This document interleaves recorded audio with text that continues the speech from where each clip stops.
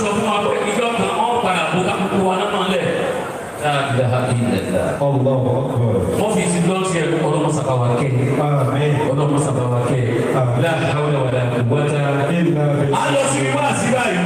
lọ́dọ̀ àfáàgbà Sheikh Abdulrahman Adama Allahu ayatahu.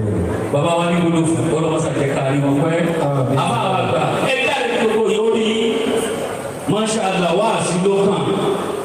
àìrí òsè àìgbọ́kùnsè àgbọ̀mọ̀gbà ní òkú òdòdá ẹ̀yà báwa ẹ má gba máìkì yìí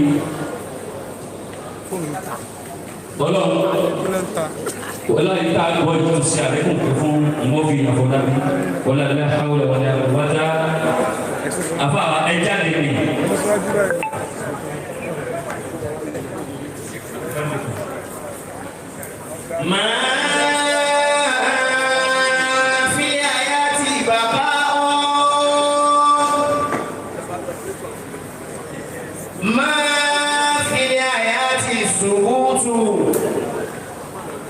نبني البيوت وختم تنهار تلك البيوت